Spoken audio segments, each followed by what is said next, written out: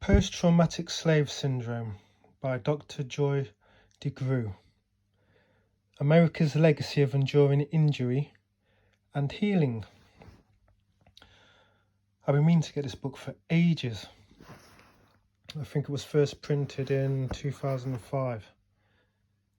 I was listening to Dr. Joy DeGruy, that's her. She was doing a lecture on YouTube. And she was highlighting, because she's a psychologist, she was highlighting the behaviour of black people in America, meaning the descendants of the slave trade, and looking closely at the behaviours towards each other and to different races outside of the communities.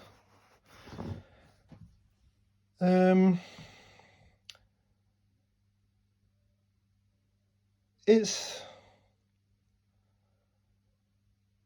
what can I say? It's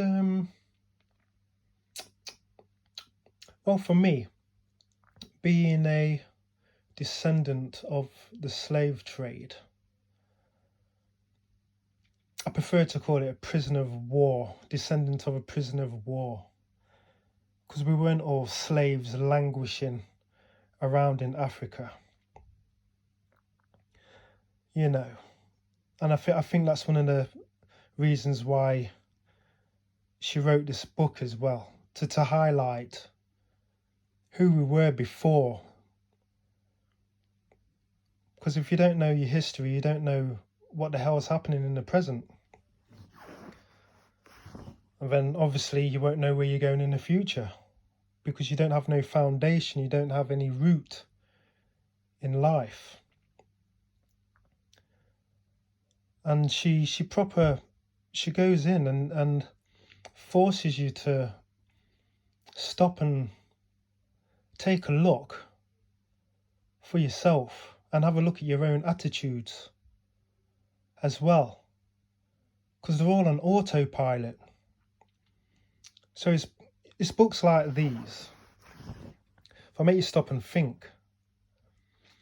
You know, there's a lot of people that say, oh, slavery, it's been and gone, and why do people still bring it up and blah, blah, blah, blah, blah, like it was some small event.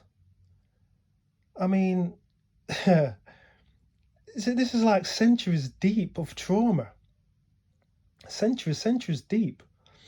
So even though she's focusing on America, the American, our American cousins, should I say. Obviously, my people are from the Caribbean, but the Caribbean is in the Americas anyway. The only thing that was separating us was where we got dropped off on the boat ride over to the Western Shore. So it hits me deep. Some of the stories in here, they really touched me. I've got to confess, they really hit deep. So these type of studies, they're a must as far as I'm concerned. Obviously, you get the book, read it for yourself, you make your own judgment. But I, for one, we can't brush this aside like it was a little a little skirmish. This is generations deep of forced upon learned behaviors that we didn't have beforehand. And she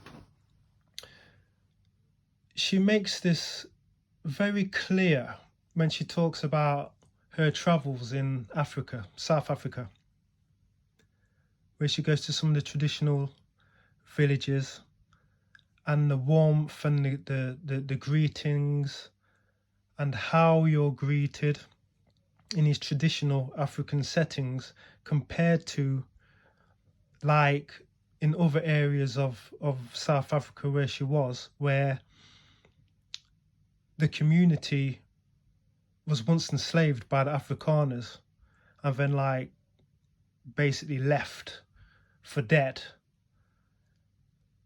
and the difference between how she was greeted there compared to the other communities that didn't have that type of trauma left behind with them. And when you read it, you'll realise that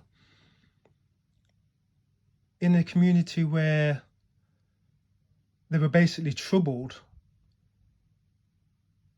it was basically the same as what you get in America. So it shows the correlation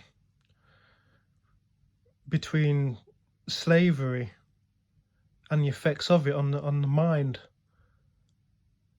and the attitudes of the people. It's a deep book, man. It's a deep book. It's a must read as far as I'm concerned. You know, you even see some of her lectures on YouTube as well. She went in, she proper highlighted aspects of our not nature. Okay, you could say synthetic nature then, because it's not how we're supposed to act really when it's put under a microscope. And you'll see that once you read this book. Really does make you think and analyze your own thoughts and your own interactions with your people and other people as well. So it's a deep read, man. And like I say, it's, in some points it's very emotional. I won't give it away, but there's a part in there. She talks about a guy she used to know in high school, and he was light-skinned. All the girls loved him off and whatever. And he had a hard time from his own people, basically the men. Well, not the men, the boys, because in the high school at the time, because of their jealousy and stuff like that.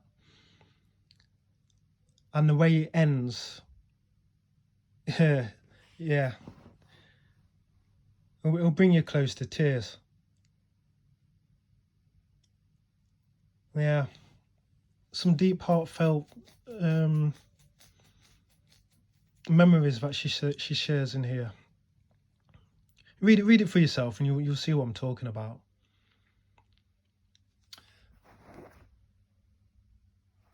She recently went to see the bloody hell, what's it called again? Statue of Liberty. Mine went blank. The Statue of Liberty, even though she's American. I think she went in 2009, I think she said. And I didn't know this. Apparently, the first, the statue that was supposed to be made carried a chain to represent the slaves. But for whatever reason, because I think it was because of America's guilty conscience, they didn't want to highlight that dark aspect of their history, because they wanted to be looked upon as Mr. Goody Two-Shoes to the rest of the world. So if you look at the Statue of Liberty now, there's a tiny little bit of chain. Now I think it's the left foot, which you wouldn't see unless you went to the very, very top. And she says at like the really top, I think it's in the torch or something like that, it's restricted access anyway. So even when you get to like the top where normal people go, you still can't see it apparently, but it's there. And if she hadn't done her investigation, she would have it would have been an overthought for her as well, because she would have missed it. So she brings that to light in the book as well, among other things. There's a part in here just before I go that got me as well. I forgot what the place is called, but it's one of the old slave holdings in Ghana, where, you know, when you make your pilgrimage to Ghana, you go and see it on the coast, obviously. I've seen pictures of it, But long story short, there was different holdings for the men and for the women. So obviously when the women got chained up, their captors basically helped themselves to them. You know what I mean? And the ones that resisted, there's this big like iron ball in this cell, and they were basically stripped and chained to this ball, you know, just to show the other slaves what happened to them if they resisted, type thing. And then obviously she was ravished anyway, so she had no choice in the matter. But the commander, the guy that ran the joint, he had his own private staircase from the cell, the woman's cell, to his bedroom. And obviously the guy was married as well. So, you know, obviously, oh God, I'm lost for words, man, even when I'm thinking about it and when I'm trying to tell you. So obviously the guy was like lost in his head anyway. The man's married on top of that, so he doesn't care a damn. And he's got his own private staircase down to the cell, so he can take whatever woman he wanted, take them back up his bedroom and whatever. And jeez. Yeah. It's a hard read at times. Let's put it that way. It's a hard read. But it's a must read. It's a must on your shelf, this one.